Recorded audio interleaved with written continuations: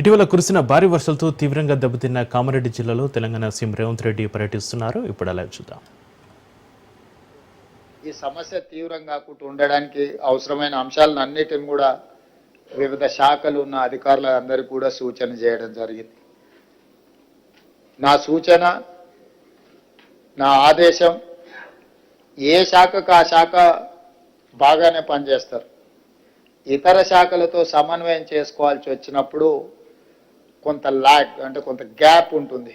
అంటే ఈ రోజు అవసరం ఉంటే 3 రోజుల తర్వాత మనం చేయడం వల్ల ఆ పర్పసే డిఫీట్ అవుతుంది.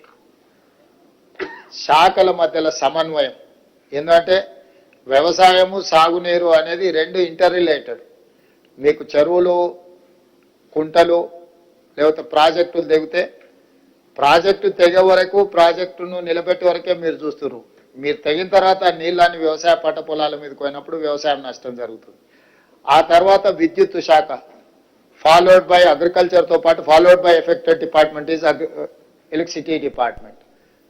సబ్స్టేషన్లు కానీ, ట్రాన్స్ఫార్మర్లు కానీ, కరెంట్ పోల్స్ కానీ, ఇవి. దీని followed by R and B and Panchayati Raj, రోడ్లు తెగిపోవడం. వాటికి తెలియదు ఆర్ఎండ్బి రోడ్ ఏది, పంచాయతీరాజ్ రోడ్ ఏది, ఇట్లా వాటర్కి అదేం తెలియదు. రోడ్డు అంటే రోడ్డు అడ్డం వచ్చింది, తెగుతున్నది. మనకు తెలిసి ఈ డిపార్ట్మెంట్ వేరు, ఆ డిపార్ట్మెంట్ వేరు అని. అదేవిధంగా మున్సిపల్, పట్టణ ప్రాంతాలలో ఉండే వీటి సమస్యలు. సో ఈ రకంగా రకరకాల డిపార్ట్మెంట్స్, తాగునీరు, ఇవన్నీ కూడా ఒక్కొక్క డిపార్ట్మెంట్ మనం పరిపాలనా సౌలభ్యం కోసం రకరకాల శాఖలను ఏర్పాటు చేసుకున్నాం. వీళ్ళందరినీ సమన్వయం చేయడానికి కలెక్టర్ వ్యవస్థ తెచ్చుకున్నాం. వీళ్ళందరూ ఎక్కడైనా తప్పులు చేస్తే వాళ్ళని సరైన దారిలో పెట్టుకోవడానికి పోలీస్ శాఖను తెచ్చుకున్నాం. కానీ మీరు ఎవరికి వాళ్ళు మా పాటికి మేము ఉంటామని అంటే క్రైసిస్కి తెలీదు. ఏ శాఖ ఆ శాఖ సపరేట్గా ఉంటుందో వాళ్ళు సపరేట్గా ఉండొచ్చు అనేది. వీళ్ళందరూ కలిస్తేనే క్రైసిస్ మేనేజ్మెంట్. ఈ క్రైసిస్ మేనేజ్మెంట్లో ఒక డిపార్ట్మెంట్ ఇంకొక డిపార్ట్మెంట్ సహకరించుకోవడం సరిగ్గా, అంటే ఆశించిన స్థాయిలో లేదు అనేది నా అబ్జర్వేషన్. కాబట్టి మీరు కలెక్టర్ గారికి నేను ఆదేశాలు ఇస్తున్నా, ఈ సమన్వయ మీటింగులు ముఖ్యంగా పెట్టండి. ఏ డిపార్ట్మెంట్స్ ఏం అవగాహనతో వచ్చినాయి, ఆ అవగాహన ప్రకారం ఆ సమస్యలను ఎట్లా పరిష్కరించాలనో కలెక్టర్లు ఖచ్చితంగా సమన్వయ సమావేశాలు పెట్టాలి. Internal coordination is very important than anything. మీరు సమస్యను అడ్రస్ చేయడం కంటే కూడా సమన్వయం చేసుకోవడం. కొన్నిసార్లు రెండు శాఖల మధ్యలో సమన్వయం జరిగితే ఆ సమస్య తొందరగా పరిష్కారం అవుతుంది.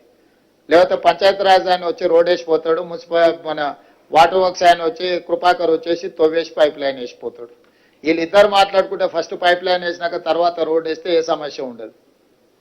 ఇట్లాంటి సమస్యల్ని ఎక్కడైతే ఉందో ఎరువులకు సంబంధించి కూడా ఏం పంచుతారు, ఎట్లా పంచుతారు, అక్కడ ఏముంది, అక్కడ ఏదైనా ప్రాబ్లం ఉందా, కొంత పోలీస్ డిపార్ట్మెంట్తో కోఆర్డినేట్ చేసుకోవడం, లేకపోతే డీసెంట్రలైజ్ చేయడం.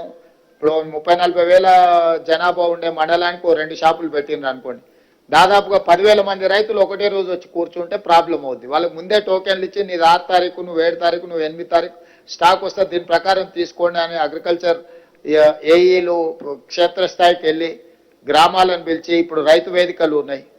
మీరు అన్నట్టు 2,000, 3,000 రైతులకు సపరేట్గా రైతు వేదికల దగ్గర పెట్టి లోకల్గా పోలీసులను కూడా అడుగు, 2 కానిస్టేబుల్స్ని అక్కడ నించోబెట్టి ఆ టోకెన్లు ఇచ్చి ఆ రైతు వేదికల నుంచి మీరు యూరియా కానీ ఇతర ఎరువులు కానీ ఏమైనా ఇచ్చిందంటే సమస్య రాదు. ఒక్కసారిగా మంది అందరూ ఒక దగ్గర నిలబట్టి అందుబాటులో ఉన్నా కూడా లైన్ పెద్దగా కనిపిస్తుంది. సినిమా హిట్ అయితే అందరి టికెట్ దొరకవచ్చు, కానీ లైన్ చూస్తే పొడుగ్గా కనిపిస్తుంది. ఆఖరి ఆయనకు మొదటి ఆయనకు సేమ్ టైంలో ఇవ్వలేరు కదా. సేమ్ యూరియా అందుబాటులో ఉన్నా కూడా 1000 మంది లైన్లో ఉంటే మొదటోడికి చివరోడికి 8 గంటలు పడుతుంది. వీడు 8 గంటల లైన్లో నిలబడే వరకల్లా వీడు సహనం నశించేసి అసలు యూరియానే అందుబాటు లేదని వాడు కూర్చోవడానికి రోడ్డు కాటం కూర్చుంటాడు. కొన్నిసార్లు ఈడ కూర్చుంటుంది, ఆడ కూర్చుంటుంది అని ఎవడో ఒకటి తీసుకెళ్ళి అట్లా కూర్చోబెడతారు. అందుకోసం అని మీరు టైమింగ్, ఒకప్పుడు తిరుపతిలో కూడా దర్శనాలకు రోజుల కొద్ది పట్టేది. ఇప్పుడు ఆన్లైన్ మీకు టైమింగ్ ఇస్తున్నారు, ఈ టైంకు నువ్వు వచ్చి దర్శనం చేసుకో అని. సేమ్ అట్లనే లోకల్గా ఈ యూరియాకి సంబంధించి కానీ ఇట్లాంటివి ఏమైనా ఇష్యూస్ వస్తే వాటిని కొంత మీరు సమన్వయం చేసుకోవాల్సిన అవసరం ఉన్నది. అదేవిధంగా ఇప్పుడు ఈ వరదలు, దీనికి సంబంధించిన దాంట్లో సాగునీరు, విద్యుత్ శాఖ, వ్యవసాయ శాఖ, ఆర్ఎండ్బి, Panchayati Raj, rural water supply scheme, housing, municipal, NREGS and health, అన్ని డిపార్ట్మెంట్స్కి దాదాపుగా అందరికి సమయం ఇచ్చినాం. వీలైనంత మేరకు మీ సమస్యలన్నీ కనుక్కున్నాం. హెల్త్ డిపార్ట్మెంట్ ఒక్కరే మమ్మల్ని అభినందించారు, మేము కూడా వాళ్ళని అభినందిస్తున్నాం. ప్రభుత్వం బాగానే పనిచేస్తుందని హెల్త్ డిపార్ట్మెంట్ మమ్మల్ని గుర్తించినందుకు, మమ్మల్ని అభినందించినందుకు మేము కూడా తిరిగి వాళ్ళని అభినందిస్తున్నాం. కానీ మేము అభినందించినాం కదా అని వాళ్ళు పని చేయకుండా ఊరుకుంటాం అంటే ఏం కుదరదు. అభినందనలు వేరు, పని వేరు.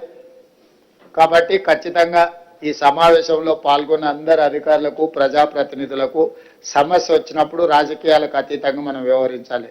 After all we are human beings, మానవత్వంతో వ్యవహరించాలి. అది అధికారులైనా, ప్రజాప్రతినిధులైనా, ప్రజల అవసరాలకు, ప్రజల యొక్క సమస్యలు పరిష్కరించడానికి మనం ఉన్నాం. ఇది కామారెడ్డి ఈ జిల్లా ఒక మోడల్ డిస్ట్రిక్ట్ లాగా క్రైసిస్ మేనేజ్మెంట్కి కావాలి. దీనికి సంబంధించిన ప్రజాప్రతినిధులు, అధికారులకు కూడా నేను కొన్ని సూచనలు చేసిన. ఈ సమీక్షా సమావేశంలో తీసుకునే నిర్ణయాలు పకడ్బందీగా ఈ జిల్లాలో అమలు చేస్తే ఇదే విధానాన్ని ఇతర జిల్లాలలో కూడా ఆచరించడానికి మాకు అవకాశం ఉంటుంది. మళ్ళీ 15 డేస్ తర్వాత నేను సమీక్ష చేస్తా. ఈ లోపల జిల్లాకు సంబంధించి మా డాక్టర్ నిజామాబాద్ రూరల్ ఎమ్మెల్యే గారు, మా జుక్కల్ ఎమ్మెల్యే గారు, మా మిగతా ఎమ్మెల్యేలు కామారెడ్డిలనే అన్న సార్ అన్ని మంజూరీలు ఇచ్చిపోయిండు. ఎల్లారెడ్డి కామారెడ్డి ఎమ్మెల్యేలకే లాభం అవుతుంది, మా సంగతి ఏం లేదని కొంచెం ఆలోచన చేస్తున్నట్టు నేను మా శ్రీతక్క సూచన చేస్తున్నా. నిజామాబాద్ ఉమ్మడి జిల్లాలో ప్రతి శాసనసభకు సంబంధించిన సమస్యల్ని మీరు ప్రత్యేకంగా వాళ్ళందరినీ పిలుచుకొని సమీక్ష చేసి అధికారులందరికీ కూడా సూచన చేస్తున్నాం. ఉమ్మడి మహబూబ్ నగర్, ఉమ్మడి నిజామాబాద్ జిల్లాకు సంబంధించిన అన్ని శాసనసభ నియోజకవర్గాలకు సంబంధించి వరదలు, ఈ విపత్కర పరిస్థితులను అడ్రస్ చేయడానికి అవసరమైన ప్రణాళికలు ఆయా కలెక్టర్లకు చెప్పండి. ఎమ్మెల్యేలు కూడా మీ నియోజకవర్గాలలో ఉన్న సమస్యల్ని మీ ఇన్ఛార్జ్ మినిస్టర్ సీతక్క గారి దగ్గరికి తీసుకొని రండి. మీ జిల్లా మొత్తం ఎమ్మెల్యేలతోనే హైదరాబాద్ స్థాయిలో ఒక సమీక్ష సమావేశం పెట్టుకుందాం రాబోయే 10 రోజుల్లో. ఎందుకంటే ఈ లోపు మీ నివేదికలన్నీ కూడా కంపెల్ చేసి అధికారులు ప్రతిపాదనలతో రండి. మీరు మళ్ళీ ఇట్లనే కూర్చొని మనం చర్చించుకుంటే దానికి ఏం పరిష్కారం దొరకదు. ఉమ్మడి అందరినీ నిజామాబాద్ హెడ్ క్వార్టర్లక అన్ని శాసనసభ నియోజకవర్గాలకు సంబంధించిన కలెక్టర్లను అందరినీ పిలిచి ఒక రోజంతా సమీక్ష పెట్టుకొని ఆ నియోజకవర్గాలలో మేజర్గా ఏం సమస్యలు ఉన్నాయి, వాటికి ఏం చేయగలమో ఒకసారి మీరు సమీక్ష తీసుకొని ఎంపీలను కూడా పిలుచుకోండి. సురేష్ షెట్కార్ గారిని, అదేవిధంగా నిజామాబాద్ ఎంపీ అరవింద్ గారిని కూడా మీరు ఇన్వైట్ చేయండి. ఈ ఉమ్మడి నిజామాబాద్ జిల్లాకు సంబంధించిన ప్రజాప్రతినిధులు ఎవరెవరైతే ఇందులో పాల్గొన్నారో, పెద్దలు పోచారం శ్రీనివాసరెడ్డి గారు, వీరందరూ మన నియోజకవర్గాలకు సంబంధించిన కీలకమైన సమస్యలు, ముఖ్యంగా ఈ వరదల సమయంలో, ఈ వర్షాల సమయంలో జరిగిన డ్యామేజ్ ఏమేమి రిపేర్లు చేయాలి, ఏమేమి నిధులు మంజూరు చేయాలి, వీటన్నిటికీ సంబంధించి ప్రభుత్వం ఈ ప్రాంతానికి సానుకూలంగా స్పందించి నిధులు వేగంగా విడుదల చేస్తాం. ప్రణాళికబద్ధంగా అంచనాలు తయారు చేయండి. అందాజ మీద చేయడము టెంపరీ కోసం, టెంపరీ అనేది ఫ్లడ్స్ వచ్చినప్పుడు అడ్రస్ చేసేది, మీరు తర్వాత చేసుకునేదంతా కూడా పర్మనెంట్గా.